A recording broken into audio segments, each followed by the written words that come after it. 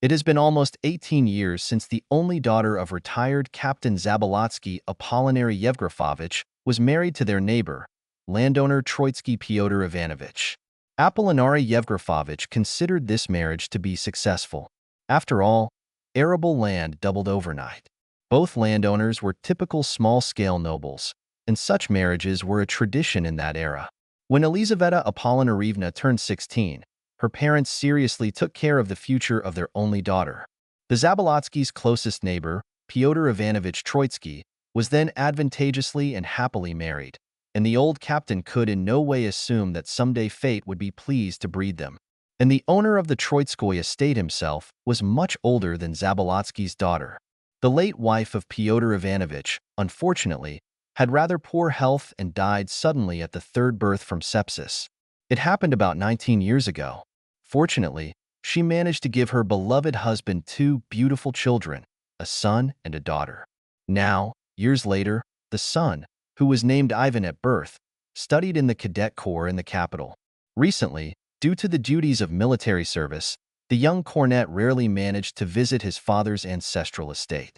The daughter of Peter Ivanovich, Ekaterina, was married to Lieutenant Valnev 5 years ago and, to the chagrin of her parents, as well as her older brother, visited her native Penades extremely rarely. But let's go back to the time when our heroine was a marriageable girl. Every year Lizanka Zabolotskaya grew older. She was already 17 years old, but despite her pretty face and excellent upbringing, the girl was unmarried and still lived in her parents' house. Apolinary Yevgrafovich and his wife have recently begun to persistently show parental care for the future of their only daughter. Where can I find a profitable groom for my daughter? Apolinary Yevgrafovich asked this question more and more often, being alone with his wife. The sudden widowhood of a landowner neighbor settled in the soul of Apollinarius Yevgrafovich a reasonable hope about a very possible close profitable match for his daughter. The old Captain Zabolotsky himself had made a decision for himself, and now it was up to him to convince Lizanka to agree with his decision. Apollinarius Yevgrafovich began to persistently advise his daughter to pay attention to a widowed neighbor. However, Lisa stubbornly resisted Daddy's persuasions, referring to the fact that their neighbor was no longer young. "Dear Papa, you are treating me in the most perfect way. After all, Pyotr Ivanovich is a terrible old man. He is almost 40 years old. Lizanka, how can you say that like I'm bullying you? How can a father wish for the unhappiness of his beloved daughter? On the contrary, my mother and I love you, and our only desire is to arrange your fate happily." "No, Daddy, I don't believe you.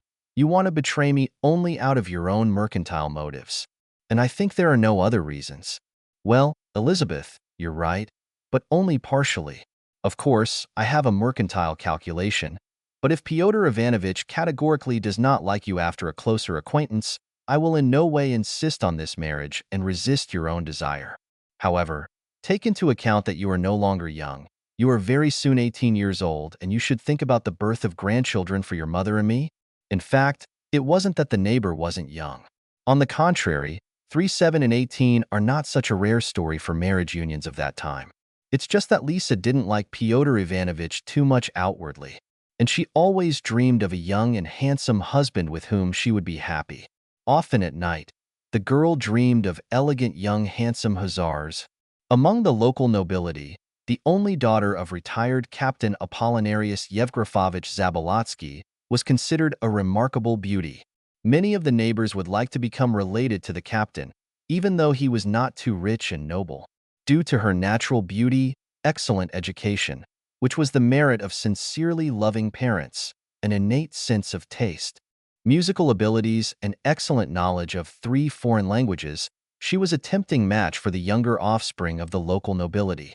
During one of the balls, which were traditionally organized in the noble assembly precisely for the purpose of arranging profitable parties for their offspring, Troitsky drew attention to the pretty daughter of a neighbor. He liked Lisa, and Pyotr Ivanovich had the idea of trying to get married again. Moreover, he had become a widower not so long ago and missed a woman's affection very much. And so our hero, returning to his estate, decided to write a letter to Apollinarius Yevgrafovich. Almost a year has passed. During this time, Troitsky often, and with great pleasure, came to visit the Zabolotskis. Little by little, Lisa got used to his visits. And moreover, she even liked Pyotr Ivanovich. He turned out to be an interesting and well-read conversationalist, an intelligent and attentive man, and the girl finally agreed to become his wife.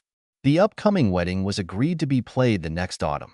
Pyotr Ivanovich promised his young wife that immediately after the wedding they would go abroad to the waters in Baden-Baden. 2 weeks after the wedding in the church and the wedding, Peter Ivanovich and his young wife went to the famous and expensive resort. This aristocratic balneological resort in the lands of Baden-Württemberg, known back in the era of the Great Roman Empire, located near the town of Rastatt, struck the charming young wife of Peter Ivanovich with its extraordinary atmosphere of sybaritism and secular entertainment. The ruins of thermal baths from the time of Emperor Aurelius Severus and the latest architectural masterpiece of Karl Dernfeld, and of course European fashion. Courtly young gentlemen and their charming companions were everywhere at this fashionable and expensive resort, which became so popular among the aristocracy thanks to Elizabeth Alexeyevna, born Princess Louise of Baden, who became empress as a result of her marriage to Tsarevich Alexander Pavlovich, the future Russian Emperor Alexander I. The Troitsk couple settled in a hotel apartment, which consisted of 5 rooms. When they arrived in Baden-Baden, where Pyotr Ivanovich booked apartments for himself and his wife, who had so suddenly left him, every year for the same dates, they were met by an elegantly dressed headwaiter in a tailcoat and personally escorted, with benevolent obsequiousness, telling the legend about the ancient Roman sites of this resort and who is now from the eminent high society public it is located. On the waters. Lizanka listened to his story with genuine interest. Oh my God, she did not even imagine that she would ever find herself among the high society and bohemians, famous artists, writers, and famous patrons. In the evening of the same day, Peter Ivanovich went for a walk with his young wife. When the couple strolled decorously along Lichtenthal Alley, Pyotr Ivanovich, smiling gallantly, took off his top hat every time, greeting the gentleman walking past them. After greeting another married couple, Pyotr Ivanovich whispered in Lisa's ear a few phrases briefly characterizing those with whom he had just greeted. "Oh, my God, dear Pyotr Ivanovich," his wife whispered back to him every time. "These are the ones that—" And after that, Lisa listened to another gossip from her husband, which was circulating in the high society environment. After walking a lot that first evening, and then having an appetizing dinner together in a small restaurant near Marktplatz, the newlyweds went to their hotel to finally fulfill their marital duty. Moreover, the stories told to Lisa by her husband, almost every single one concerned the piquant details of the personal lives of lovers and mistresses, wives and husbands, and various stories of secular debauchery. Returning to his room from the restaurant, Pyotr Ivanovich ordered a couple more bottles of Red Saint Estep Vintage 1856, which Lisa really liked, with that amazing wild hare fricassee with champignons with white sauce, à la naturelle. Peter Ivanovich, when he was in St. Petersburg, was a regular of the French restaurateurs Borel and Cuba, Contan and Ernest, and therefore was a real gourmet and well-versed in fine dishes and true wines. He asked his wife only what kind of wine she would like, à la noir. When he received the answer that it was the same as at dinner, he immediately fulfilled Lisa's wish, and as a snack, he ordered to bring a dish with different varieties of Swiss cheeses, a large crystal rosette of goose pastet, a slide with tropical fruits, and a jug of sour currant juice from Bohemian Crystal. After the evening serving of the living room was over, the waiters bowed and left, receiving generous tips from Pyotr Ivanovich. Then he rang the bell and invited the maid and the maidservant, who were supposed to dress and undress the mistress daily. "Please help my wife, Mademoiselle Gauchard," he said to the maid. "You won't mind if I watch, will you, ma'am?" "As you wish, sir." Pyotr Ivanovich sat down in an armchair and slowly lit a cigar. The maid slowly began to undress Lisa, sometimes casting a bashful glance at Pyotr Ivanovich, who was sitting right there. "I wish you, mademoiselle, to remove the tourniquet from Elizaveta Apollinaryevna and everything, every single one, petticoats, and knickers, of course." "As you command, Your Excellency," Mademoiselle Gauchard nodded. "Oh, my God, sir. Do you want me to stand in front of you in these absolutely shameless striped wool stockings?" "Yes. I want to see my wife undressed in a negligee." The maid took off Lisa's petticoats until she was left in only cambric translucent pantaloons. Would your excellency like madam's pantaloons to be taken off, too? The maid turned to Pyotr Ivanovich, while the maid, kneeling in front of Liza, was waiting for the order. Yes, I wish. The strings of the pantaloon belt were immediately loosened in the skillful hands of the maid. Immediately, the pantaloons slipped off the girl's graceful hips. Now Lisa was left standing in front of her husband only in striped wool stockings with garters. Troitsky was sitting in an armchair with a glass of wine, smoking a cigar and admiring the half-naked appearance of his wife. "That's fine, dear. Turn around, madam, and face me," he ordered. Lisa, greatly embarrassed, obeyed her husband's order.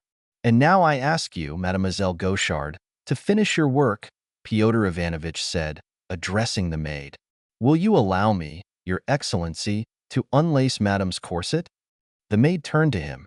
"Yes, I'll give you half an hour and change all the mistress's underwear." "I'm listening." When the maid finished undressing the mistress, gathered her clothes, and finally left the Troitsk apartments, Pyotr Ivanovich went into the bedroom where Lisa was lying in bed, waiting for her husband's visit. Then he continued his speech, addressing her. "Do you know, madam, that I had to communicate with ladies quite often and a lot? Pyotr Ivanovich, today I am your married wife, and therefore, I must fulfill all your wishes.